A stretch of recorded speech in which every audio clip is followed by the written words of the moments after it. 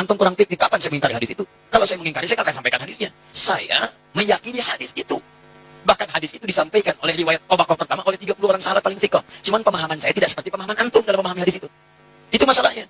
Jadi kadang orang itu seenaknya saja. Ustaz ada yang mengingkari ini. Bukan mengingkari, antum yang kurang paham. Saya meyakini hadis itu, cuman pemahaman saya beda dengan pemahaman antum. Jadi teman-teman ada yang menafsirkan Allah turun. Turunnya itu betul-betul turun ke langit dunia. Turun. Dibatasi dengan tempat. Penafsiran itu menurut saya tidak tepat. Penafsiran itu menurut saya tidak tepat. Penafsiran itu menurut saya tidak tepat. Penafsiran itu menurut saya tidak tepat. Kalau antum ingin artikan sesuai hadis, jangan dibahas bagaimana caranya, sudah biarkan dengan hadisnya. Tapi ketika antum katakan turun ke langit itu benar-benar turun, berarti Allah menempat. Itu mujassam. Nah, dalam nilai akidah ada firqah disebut dengan mujassimah. Firqah itu menjadikan Allah berjisam kepada makhluk yang semalam saya bahas itu. Di antara turunannya aliran sesat kata Syekh Hashim. Tentang hadits nuzul. Hadits nuzul. Si pembicara yang sama ini dia katanya ditanya tentang hadits nuzul. Allah turun ke langit dunia. Maka dia sebutkan bahwa dirinya katanya dituduh mengingkari hadits nuzul ini. Maka dijawab oleh si pembicara ini, antum yang kurang gaul. Antum kurang piknik. Kapan saya mengingkari hadits ini? Katanya kalau saya mengingkari, saya nggak bawakan haditsnya. Saya meyakini hadits itu. Bahkan hadits ini disampaikan oleh riwayat tabaqat pertama oleh 30 orang sahabat yang thiqah. Ya, kalau disebut 30 orang sahabat, nggak perlu disebut thiqah lagi. Semua sahabat terpercaya. Jelas ya? Baik. Jadi diriwayatkan oleh 30 orang sahabat. Yang paling banyaknya memang disebut oleh Ibnul Qayyim. Kata beliau diriwayatkan oleh 28 orang sahabat yang meriwayatkannya. Iya. Kemudian dia katakan di sini, cuman pemahaman saya tidak seperti pemahaman antum di dalam memahami hadits. Itu masalahnya. Ya. Ini kadang orang seenaknya saja, Ustadz mengingkari. Bukan mengingkari, antum yang kurang paham. Saya meyakini hadits itu, cuman pemahaman saya beda dengan pemahaman antum. Ya. Baik.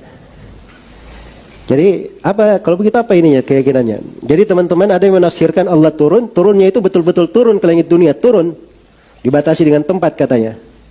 Penafsiran itu menurut saya tidak tepat. Kalau antum ingin artikan hadits sesuai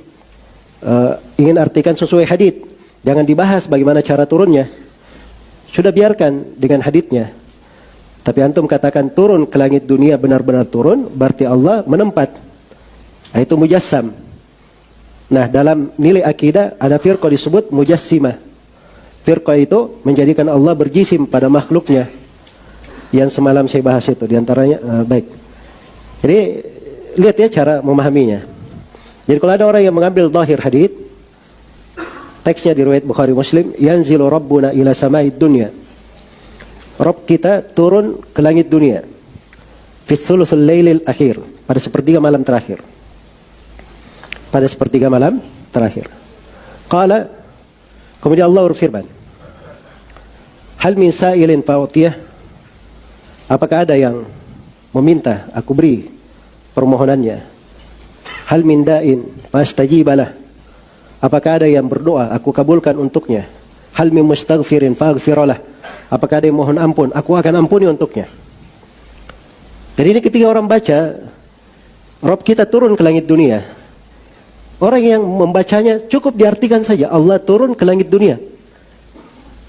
Itu kan penafsirannya sebagaimana yang dikatakan oleh Sufyan Ibnu Uyainah. Tafsirnya baca saja, seperti itu yang diyakini. Turun ke langit dunia, turun benaran. Iya. Jelas ya? Bagaimana turunnya? Inilah letak permasalahan dia. Sebab dia pahami seperti dirinya turun. Ya, makanya langsung dia beri konsekuensi. Kalau begitu Allah itu perlu tempat. Kalau begitu Allah itu berjisim. Nah, itu dia masukkan sendiri dirinya ke masalah. Ya, karena asalnya dia sudah apa? Sudah berpemikiran mujassimah juga. Tapi repotnya dia tuduh orang mujassimah. Ya, dia tuduh orang mujassimah. Dan ini tidak benar ya? Tidak benar. Baik. Terus masalah lainnya katanya. Ini dia sebut juga di antara masalah lain. Ya. Dia kasih contoh sederhana begini. Yang di Papua dengan Lampung beda 2 jam. Duluan Papua. Kalau antum artikan hadits akhir malam dengan Allah turun, misalnya Allah turun di dunia, di situ ada. Ketika Allah turun di Papua, mana orang Lampung? Ya. Ketika Allah turun di Lampung, berarti meninggalkan Papua. Sedangkan sifat Allah meliputi seluruh alam, tidak dibatasi dengan tempat. Nah ini sudah paham ya, letak kekeliruannya memahami di mana. Sebab dia selalu ukur dulu dengan dirinya sendiri, kayak begitu. Ya. Itu kan makhluk seperti itu. Ini berbicara tentang Allah, jangan serupakan Allah dengan makhluk. Jelas ya? Allah itu maha mampu atas segala sesuatu. Bisa melakukan hal-hal yang makhluk itu tidak bisa melakukannya. Iya. Baik. Kemudian dan di dalam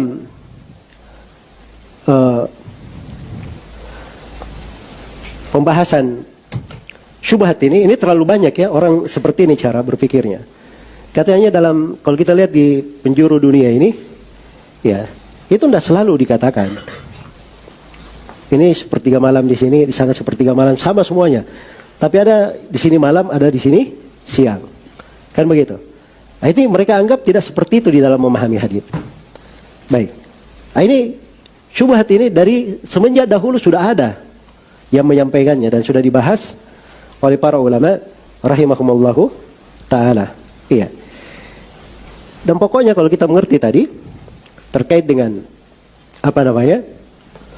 terkait dengan mana takwil, kemudian mana tafwid, dan bagaimana kekeliruan takwil dan tafwid ini, maka akan mudah insyaallah taala memahami hadits-hadits yang seperti ini. Baik, saya beri ya beberapa contoh hadits dari Rasulullah sallallahu alaihi wasallam. Ya, supaya kita paham. Nabi sallallahu alaihi wasallam pernah bersabda di hadits riwayat Muslim dari hadits Abu Hurairah, "Idza qala al-'abdu alhamdulillahi rabbil alamin." Ya, kalau si hamba berkata alhamdulillahi rabbil alamin, Allah berfirman apa?